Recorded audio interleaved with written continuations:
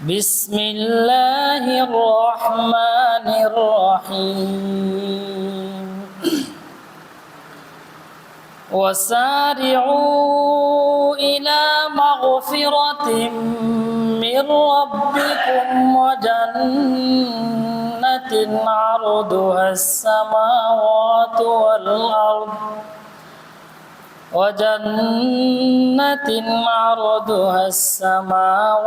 والأرض أعدت للمتقين.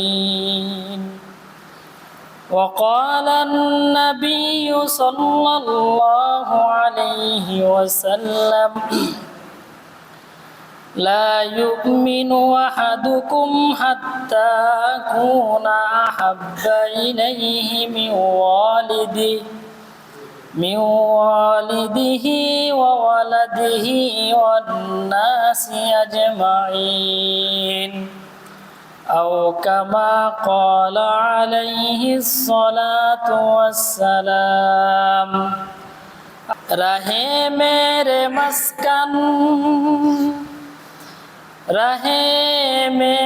मस्कन हवाली काबा बने मेरे मदफन दियारे मदीना बलगल उला बिकमालिही कशफत तुजा बिजमालिही हसनत जमीउ खिसालिही सल्लु अलैहि व आलिहि। তুমি যদি ইচ্ছা না করো তাহলে আমি আল্লাহ তাআলা তোমাকে দিব না, তুমি ইচ্ছা করবা তাহলে আমি তোমাকে দিব। এই যে আমরা যারা এখন মসজিদে আসছে, আচ্ছা বলেন তো আমাদের ভিতরে কি এমন কেউ আসছিলেন যে উনি বাজারে যেতেছিলেন হঠাৎ ভাবলেন নামাজ চলে আসলেন? এমন তো কেউ নাই। যারাই আপনারা আসছেন পরে তো আরো আসবে না? আসবে। যারাই আমরা আগে আগে আসছি তার আগে থেকে নিয়ত ছিল যে আরে কালকে শুক্রবার অথবা আজকে শুক্রবার, আজকে কি জুমার নামাজ আছে, আগে আগে গোসল করে প্রস্তুতি নিয়ে এরকম আগে থেকে ইচ্ছা করছেন বিদায় তো আসছেন নাকি? এমন তো না আপনি হাইটাইতেছিলেন ঠাস করে মজে চলে আসছেন এরকম এমন না। তার মানে আল্লাহ তাআলা বান্দাকে ততক্ষণ পর্যন্ত কোনো নেক কাজ করা তৌফিক দেন না যতক্ষণ পর্যন্ত বান্দা কি না করে, ইচ্ছা না করে। এই তো যেহেতু আমাদের ইচ্ছা ছিল এই কারণে আল্লাহ তাআলা আমাদের কি করছেন, আনছেন। এই কারণেই তো হাসরের ময়দানে যারা কাফির, যারা মুশরিক, যারা ঈমানদার না, যারা বেঈমান, তারা হাসরের ময়দানে আল্লাহ তাআলাকে বলতে পারবে না যে আল্লাহ আমাকে তুমি সৃষ্টি করছো কাফেরের ঘরে, আমি তো মুসলমানই না, আমার তকদিরে ছিল, তুমি রাখছো, এই কারণে কি আমি আজকে জাহান্নামী হব কেন? তুমি আমাকে জান্নাত দিবা। তুমি যদি আমাকে মুসলমান করতা তাহলে তো আমি জান্নাতে যেতাম। তুমি আমাকে বানাও নাই, তুমি আমাকে কি করো নাই, তৌফিক দেওয়া নাই, তুমি আমার তকদিরে রাখছো, এই কারণে আমি কাফের হয়েছি। এই জিনিসটা বান্দার এই হাসরের ময়দানে কোনো কাফের, কোনো মুশরিক যারা বেঈমান আছে তারা এই কথাটা আল্লাহকে বলতে পারবে না। কারণ কি? কারণ হলো আল্লাহ তাআলা বান্দার রিজিকে যা রাখে, বান্দার তকদিরে যা রাখে সব জিনিস নির্ধারিত থাকে না। থাকে না বলতে সব সময় মনে রাখবেন মানুষের তকদির দুই প্রকার। কয় প্রকার? দুই প্রকার। এক প্রকারের তকদির হলো তকদিরে মুআল্লাক, যেটা ঝুলানো থাকে, যে আল্লাহ তাআলা বান্দার কপালে রাখছে, আমার বান্দা হাত তুলে দোয়া করে যা চাবে আমি তার জন্য তাই রাখছি। এটা এই তকদিরের নাম কি? এটা তকদিরে মুআল্লাক। ঝুলন্ত অবস্থায় আছে, আমার বান্দা আমার কাছে চাইছে আল্লাহ আমার তো 5টা মেয়ে হয়েছে, একটা সন্তান তুমি আমারে দাও। এই যে দোয়া বান্দা করছে, এই দোয়ার কারণে আল্লাহ তাআলা তার তকদিরের ভিতরে কি করছে, একটা ছেলে সন্তান দিছে।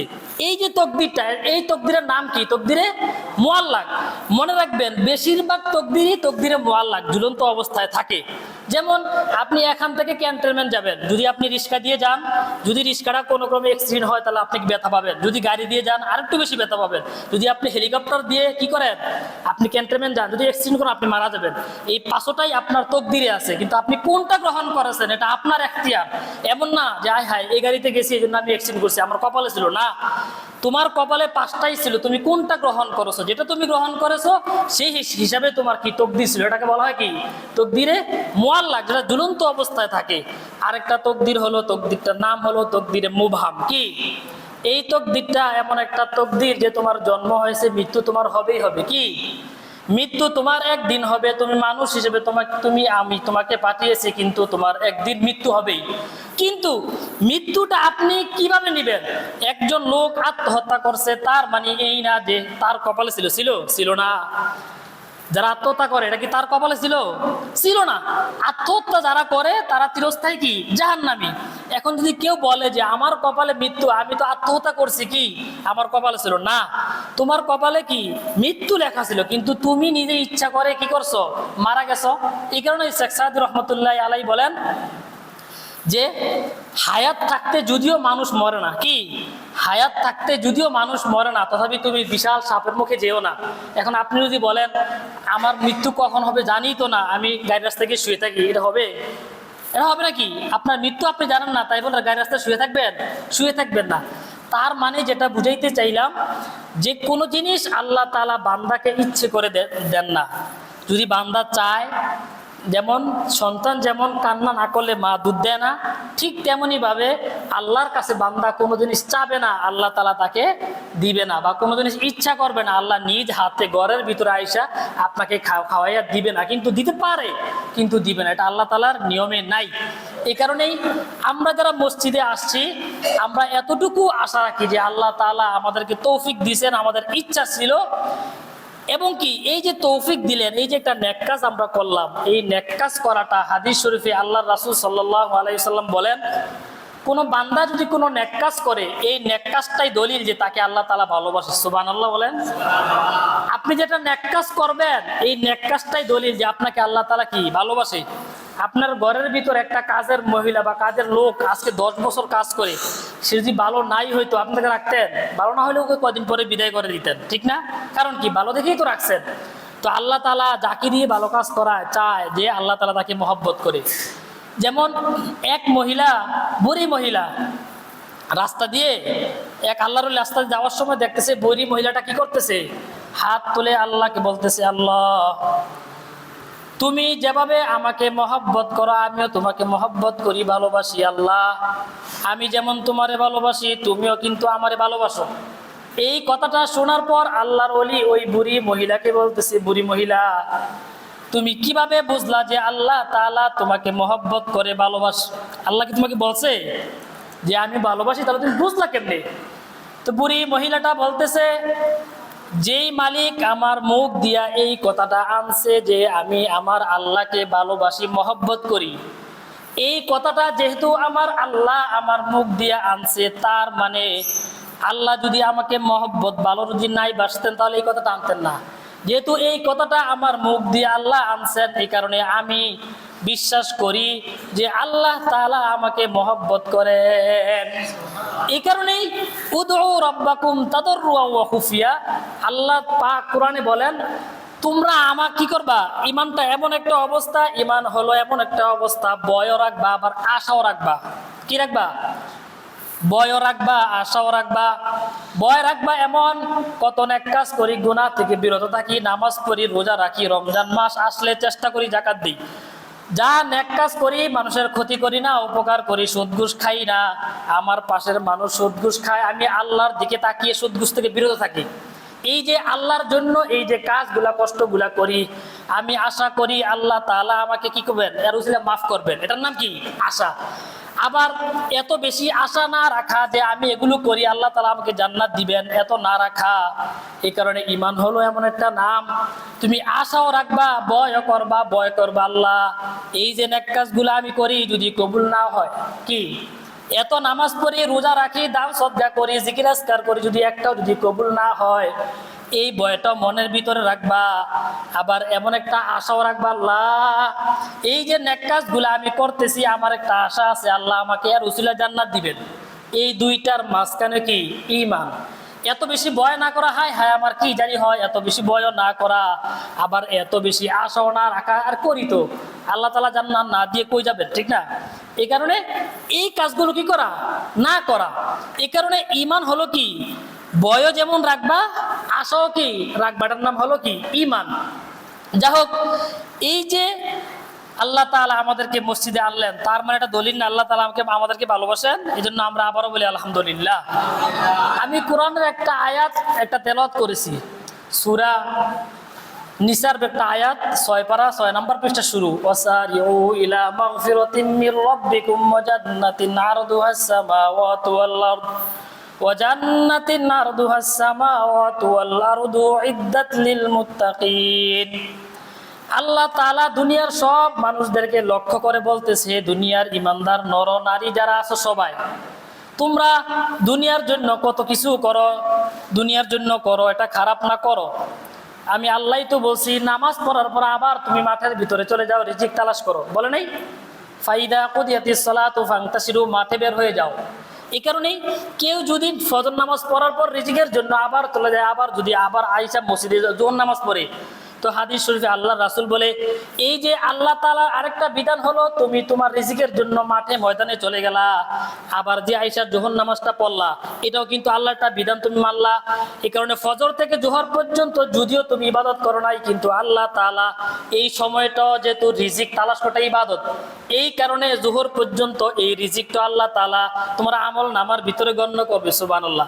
জোহর থেকে আসর আইসা আবার পড়ছো, আবার এই সময়টা আল্লাহ তাআলা আমলের ভিতরে ধরবে। আবার আসর থেকে মাগরিব, মাগরিব থেকে এশা, এশার থেকে ফজর, যত তুমি নামাজ আদায় করার পর নিজের কোনো ব্যক্তিগত কাজ তুমি করো, যেটা আমার কি বিধান, তাহলে এই সময়টা আমি আল্লাহ তাআলা তোমার আমল নামার ভিতরে দিয়ে দিব। সুবহানাল্লাহ বলেন। আল্লাহ তাআলা চায় না তার হাতে জ্বালানো আগুনের ভিতরে তার কোনো বান্দা যাক, চায়। আল্লাহ তাআলা কখনো চায় না তার বান্দা জাহান্নামের ভিতরে চায়। এই কারণেই তো আল্লাহ তাআলা এমন এক সত্তার নাম, এমন একটা কাজ নাই যেই কাজের ভিতরে বান্দার নেক নাই। দুনিয়াতে যেই কাজটাই যদি করেন, সুন্নত মোতাবেক যদি করেন, এই প্রত্যেকটা কাজের ভিতরে নেক আছে না? হাঁটতেছেন সুন্নত তরিকা, রাস্তা দিয়ে হাঁটেন, অটোমেটিক সওয়াব হইতেই থাকে। অথচ আল্লাহ তাআলা যদি ইচ্ছা করতো যে নামাজ পড়া ছাড়া, রোজা ছাড়া, জিকির আজকার করা ছাড়া আর কোনো নেক নাই, করলে পারতো না? বিধান দিলেই তো হইতো। একটা কোম্পানি যেই বিধানটা মানতেই হয়, আল্লাহ তাআলা বিধান আল্লাহ করলে পারতো না যে জিকির আজকার ছাড়া কোনো সওয়াবই নাই? কিন্তু প্রত্যেকটা পদে পদে আল্লাহ তাআলা বান্দার জন্য কি রাখছে? সওয়াব রাখছে, নেক কাজ রাখছে। এই কারণেই আল্লাহ তাআলা দুনিয়ার সব ইমানদার মুসলমান নরনারীদেরকে বলতে, মুসলমান নরনারী, তোমরা দুনিয়ার জন্য যেমন কাজ করো, আমি আখিরাতের জন্য কিছু কাজ করো। কি কাজ করবা? ওয়াসারিউ ইলা মাগফিরাতিম মির রাব্বিকুম, হে বান্দারা, দুনিয়াতে থাইকা দুনিয়ার কাজ তুমি করবা, পাশাপাশি দুনিয়াতে চলতে গেলে বান্দা হিসেবে যেহেতু আমি তোমাকে বানিয়েছি, তোমার গুনাহ তো হবে না? আল্লাহ তাআলার 3টা মাখলুকাত আছে। 1 নাম্বার মাখলুকাত হলো ফেরেশতা। এই ফেরেশতাদেরকে আল্লাহ তাআলা এমন গুণ দিয়ে বানাইছে, এই ফেরেশতারা ভিতরে আল্লাহ তাআলা নেক কাজ করার গুণ দিছে, কিন্তু গুনাহ করার যোগ্যতা ফেরেশতার ভিতরে নাই। গুনাহ করার যোগ্যতা কি নাই? এই কারণে আল্লাহ রাসূল সাল্লাল্লাহু আলাইহি ওয়াসাল্লাম যখন মিরাজের রাত্রিতে আল্লাহর কাছে সাক্ষাৎ করার জন্য যাইতেছিলেন, আবার আল্লাহর কাছ থেকে যাওয়ার সময় আবার যখন আসতেছিলেন, প্রতিমধ্যে আসার পরে আল্লাহ রাসূল সাল্লাল্লাহু আলাইহি ওয়াসাল্লাম জিবরাইল আলাইহিস সালাতু ওয়াস সালামকে বলল, জিবরাইল, যাওয়ার সময় আল্লাহর কাছে যাওয়ার সময় যেই ফেরেশতাকে দেখছি রুকু দিয়ে আছে, এই ফেরেশতা রুকুর হালতে আছে। যেই ফেরেশতাকে দেখছি সেজদা দিয়ে আছে, এই ফেরেশতা সেজদা দিয়ে আছে। যেই ফেরেশতাকে দেখছি নামাজের হালতে দাঁড়িয়ে আছে, আল্লাহর সাথে সাক্ষাৎ করে আসার সময় এই ফেরেশতা দেখলাম দাঁড়িয়ে আছে। যেই ফেরেশতা রুকু দিছে সে রুকু থেকে ওঠে না কেন? যে সেজদা দিছে সে সেজদা থেকে বসে না কেন? যে দাঁড়িয়ে আছে সে রুকুতে যায় না কেন? তো জিবরাইল আলাইহিস সালাতু ওয়াস সালাম আল্লাহর হাবিবকে বলতেছে, হাবিব, কিয়ামত, পৃথিবীর সৃষ্টির শুরু থেকে কিয়ামত পর্যন্ত যেই ফেরেশতা রুকু দিয়ে আছে, এই ফেরেশতা কিয়ামত পর্যন্ত রুকু দিয়ে থাকবে, রুকু থেকে আর উঠবে না। যেই ফেরেশতা সেজদা দিয়ে আছে, এই ফেরেশতা সেজদা থেকে কোনোদিন মাথা আর তুলবে না। যেই ফেরেশতা দাঁড়িয়ে আছে, এই ফেরেশতা কোনোদিন রুকুতে আর যাবে না। তার মানে তার যেই কাজটা আল্লাহ তাআলা তাকে যেই হালতে রাখছে, কিয়ামত পর্যন্ত সেই ফেরেশতা সেই হালতে থাকবে। এই কারণে ফেরেশতার ভিতরে গুনাহ করার যোগ্যতা কি নাই। আরেকটা মাখলুকাত হলো শয়তান, ইবলিস। শয়তান যে মাখলুকাত, এই মাখলুকাতের ভিতরে আল্লাহ তাআলা একটা গুণ দিবেন, গুণটা হলো গুনাহ করার যোগ্যতা। ইবলিস শয়তান যা করে সব গুনাহ করে, ভালো কাজ করার যোগ্যতা আল্লাহ তাআলা ইবলিসকে দেন নাই। কিন্তু আমি আপনি মানুষ এমন একটা মাখলুকাত, 18,000 মাখলুকাতের ভিতরে মানুষ এমন একটা ইনসান প্রাণী, যেই মানুষকে আল্লাহ তাআলা ফেরেশতার একটা গুণও দিছে, শয়তানের একটা গুণও দিছে। ফেরেশতার গুণ দিছে, নেক কাজ করার গুণ দিছে, যে তুমি নেক কাজ করার যোগ্যতা তোমার ভিতরে দিলাম। আবার একটা গুণ দিলাম তুমি কি গুনাহ করার যোগ্যতা। গুনাহ করার যোগ্যতা, এই দুইটা যোগ্যতাই আমি মানুষের ভিতরে দিলাম। এখন তুমি মানুষ হিসেবে যে গুণটাকে তুমি কাজে লাগাইবা, যদি ফেরেশতার যে গুণ নেক কাজ করার যোগ্যতাকে যদি তুমি কাজে লাগাও, তাহলে তুমি ফেরেশতার চাইতেও দামি হয়ে যাবা। ওয়ালাকাদ কাররামনা বানি আদম। যদি শয়তানের যেই গুণটা আছে এই গুণটাকে যদি তুমি কাজে লাগাও, তাহলে তুমি ইবলিসের চাইতেও বেশি নিকৃষ্ট হয়ে যাইবা। কারণ আল্লাহ তাআলা কোরআনে বলেন, ওয়ালাকাদ কাররামনা বানি আদম, মানুষকে আমি যেমন সবচেয়ে দামি করে বানিয়েছি, আবার মানুষকে আমি এমন করে বানিয়েছি যে মানুষ হলো সব মাখলুকাতের ভিতর নিকৃষ্ট। কার কথা? আল্লাহর কথা। উলাইকা কাল আনআমি বাল হুম আদল উলাইকা হুমুল গাফিলুন। আল্লাহরই কথা। কার কথা? আমার কথা। কার কথা এটা? আল্লাহর কথা। আল্লাহই বলেন, ওয়ালাকাদ কাররামনা বানি আদম, মানুষকে আমি সবচাইতে দামি করে বানিয়েছি। আবার আল্লাহই বলেন, মানুষকে আমি সবচাইতে নিকৃষ্ট করে বানিয়েছি। কার কথা? আল্লাহর কথা। আল্লাহ তাআলা বলেন, ওমান আসদাকু মিনাল্লাহি কিলা, আমি আল্লাহর চাইতে অধিক সত্যবাদী আর কে আছে? কেউ আছে? আল্লাহর চাইতে অধিক সত্যবাদী আর কেউ নাই। তার মানে দুই আয়াত, এক আয়াত আরেক আয়াতের বিপরীত। তার মানে হলো মুফাসসিরিনে কেরাম বলেন, এই যে এক আয়াত আরেকটা আয়াতের বিপরীত আসলে বিপরীত না। তুমি যদি গুনাহ করো তাহলে তুমি সেই মানুষ সবচেয়ে নিকৃষ্ট, আবার যদি তুমি নেক কাজ করো তাহলে তুমি সবচেয়ে শ্রেষ্ঠ। সুবহানাল্লাহ। তো আল্লাহ তাআলা বলেন, যদি তুমি নেক কাজ করো, নেক কাজ করলে কি ফায়দা হবে? ওয়াসারিউ ইলা মাগফিরাতিম মির রাব্বিকুম ওয়া জান্নাহ, যদি তুমি এক কাজ করো, আমি আল্লাহর কাছে তওবা করো, চলতে গিয়ে গুনাহ হয়ে যায়, আমার কাছে মাফ চেয়ে যদি তুমি তওবা করে তোমার গুনাহগুলো মাফ করতে পারো, তাহলে আমি আল্লাহ তাআলা ওয়া জান্নাহ, এমন একটা জান্নাত আমি তোমাকে দিব। জানো এই জান্নাতটা কত বড়? ওয়া জান্নাতিন আরদুহাস সামাওয়াতু ওয়াল আরদ, এই জান্নাতটা হলো এমন, এই জান্নাতের প্রশস্ততা হলো আসমান জমিনের প্রশস্ততা যত, জান্নাতের প্রশস্ততা তার চাইতেও বেশি বড়। সুবহানাল্লাহ। আসমান জমিনের প্রশস্ততা কত বড় বলতে গেলে সময় লম্বা হয়ে যাবে, সামান্য একটু বলি। আল্লাহর রাসূলকে একবার সাহাবীরা বলতেছে, আল্লাহর রাসূল সাহাবীদেরকে বলতে, সাহাবীরা জানো কুরসি কত বড়? আয়াতুল কুরসির ভিতরে আছে না, ওয়াসিয়া কুরসিয়ুহুস সামাওয়াতি ওয়াল আরদ, আছে না আয়াতুল কুরসি, যেটা 5 ওয়াক্ত নামাজের পরে পড়ে, এখানে আছে ওয়াসিয়া কুরসিয়ুহুস সামাওয়াতি ওয়াল আরদ, কুরসি কত বড়।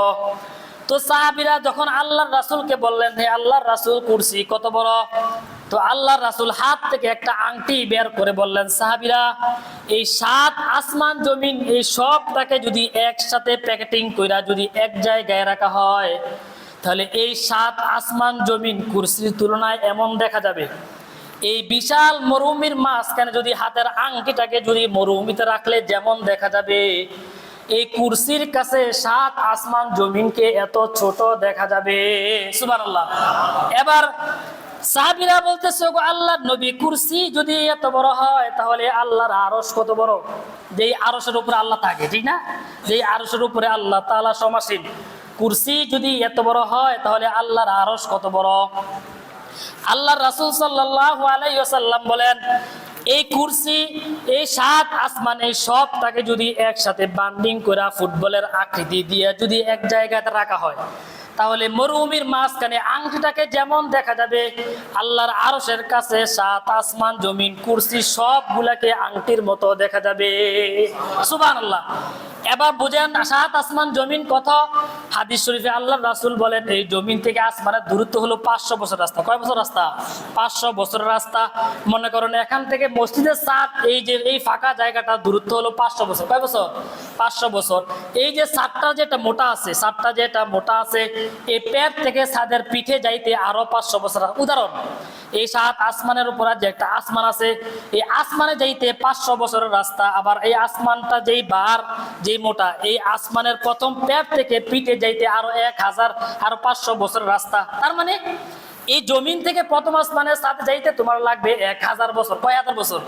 তাহলে 7 আসমান জমিন যদি তুমি যাও তাহলে তোমার 7000 বছর লাগবে। এবার তুমি কিভাবে যদি যাও তাহলে এই আসমান ধরতে পারবা, ঠিক না? এই মুফাসসিরিনে কেরাম বলেন, কোন মানুষ চোখটা বন্ধ করে যখন তার চোখটাকে একবার যখন সে খোলে, এই খোলার পর এই চোখটা একবার খোলার পর চোখের দৃষ্টি যত দূর পর্যন্ত যায়, প্রতি সেকেন্ডে যদি কোনো মানুষ এই চোখের দৃষ্টি যতদূর পর্যন্ত গেল, প্রতি সেকেন্ডে যদি সে এরকম 500 বছর পর্যন্ত যায়, তাহলে সেই প্রথম আসমানে পৌঁছাইতে পারবে। সুবহানাল্লাহ। এটা কি কোনো আন্দাজ করা কায়দা আছে? কায়দা নাই। যাই হোক, তো আল্লাহ তাআলা বলেন, আমার কাছে যদি তোমরা ক্ষমা চাও, মাফ চাও, তওবা করো, আমি তোমাদের মাফ করে দিয়ে কি দিব? তোমাদেরকে জান্নাত দিব। এমন একটা জান্নাত দিব, জান্নাতিন আরদুস সামাওয়াতু ওয়াল আরদ। এই জান্নাতটা হলো এমন যে 7 আসমান জমিনের প্রস্থ যেমন। এই জান্নাতটা আমি কাকে দিব? আল্লাহ তাআলা তারপরেই বলেন, ওয়া জান্নাতিন আরদুহাস সামাওয়াতু ওয়াল আরদ। এই জান্নাতটা আমি তাদেরকে দিব উইদ্দাত লিল মুত্তাকিন। যারা মুত্তাকি বান্দা আছে, আমি জান্নাতটা আমার মুত্তাকি বান্দাদেরকেই দিব। সুবহানাল্লাহ। মুত্তাকি কারা? যারা গুনাহ করে না, আল্লাহর জন্য গুনাহ থেকে বিরত রাখে। সুদ খাইলে পারে কিন্তু খায় না, কষ্ট করে চলে। দুনিয়াতে কয়দিন আর বাঁচ, মরে গেলেই তো শেষ। এই কারণে নামাজ পড়ে, কষ্ট হইলেও কি নামাজ পড়ে, মানুষের ক্ষতি করে না, ভালো কাজ করে, আল্লাহর ভয় করে, আল্লাহর বিধান মান্য করে, তারাই মুত্তাকি। তো আল্লাহ তাআলা বলতেছেন কি, এই জান্নাতটা আমি যারা কি তওবা হওয়ার পরে আমার কাছে তওবা করে মাফ চায়, আমি তাদেরকে জান্নাত দিব। জান্নাত তাদেরকেই দিব যারা আমি আল্লাহকে ভয় করে গুনাহ থেকে বিরত থাকি। আল্লাহ তাআলা আমাদেরকে এই গুনাহ থেকে বিরত থাকার এবং মুত্তাকি হওয়ার মতো তৌফিক আল্লাহ তাআলা আমাদের সকলকে দান করুক। সকলকে আমিন। ওয়া আখির দাওয়ানা।